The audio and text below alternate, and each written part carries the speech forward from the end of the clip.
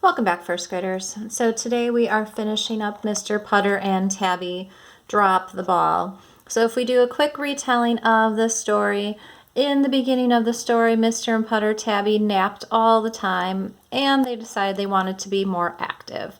So they called up Mrs. Teaberry and she got them onto a baseball team.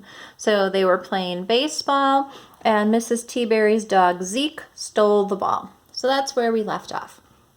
So now we are here at the final chapter, chapter 5, What a Day. Now since we are at the end of the story, and I know how story structure flows, beginning, middle, end, this chapter should pull everything together then. So what a day. I'm thinking maybe Mr. Putter enjoyed his day at the baseball field. Maybe he was happy he made the choice to join the team. All right, so let's read and see what chapter 5, What a Day, is all about. Another batter came up. Swing and a miss. Swing and a miss. Swing and a ground ball to third. Mr. Putter couldn't watch. Glomp. Zeke got the ball and ran in circles. The other team scored again. The Yankee Doodle Dandies were not happy. They benched Zeke. Stay, they said. No way, thought Mr. Putter.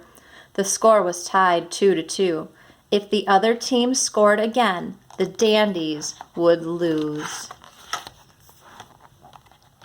A batter came up. Swing and a miss. Swing and a miss. Swing and a hit to the outfield. Mr. Putter leaped into action. He ran for the ball. It was rolling, rolling.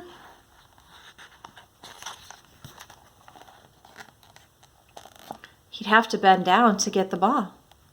Mr. Putter tried to bend down, but his knees said no way.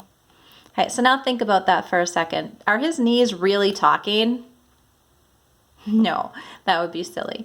So what the authors try to tell us that because Mr. Putter is an old man, it's hard for him to bend over, and his knees were not cooperating. They didn't want to bend. They weren't really talking. The Dandies were about to lose, but then, what do you think's going to happen? Make a prediction? Glomp. Zeke got the ball. Zeke looked at Mr. Putter. Mr. Putter looked at Zeke.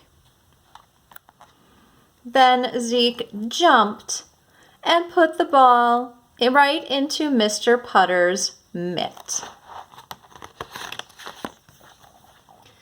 Then Mr. Putter threw that ball home, and because the batter was 100 years old and hadn't gotten there yet, the Dandies got him out.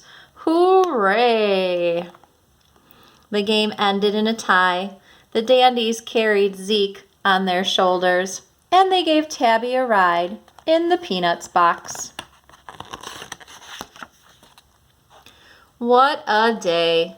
Mr. Putter and Tabby and Mrs. Teaberry and Zeke ate 10 free bags of peanuts and drank 3 gallons of water. Then they all found a nice spot in the dugout and took a long nap. Zeke's feet twitched a lot, but he couldn't help it. He was still in the game. And there are a cast of characters and their positions that they played. Okay, so now if we think about the ending of our story, how the author pulled it all together, she ended up with them having a good time playing baseball. So what a day. If you were predicting they would enjoy the game, you were correct. I also like the way that at the end of the story, they all took a nap, just the way that they were doing in the beginning of the story as well. So in the story, there was a problem. Mr. Putter was sleeping too much. He was kind of bored. So his solution was to join a baseball team. So I want you to think, what do you think he learned? Was there a lesson we could learn from Mr. Putter and Tabby? Okay, well, maybe we could learn that you're not too old. You're never too old to try something. So Mr. Putter found a team full of old people so he could still play baseball.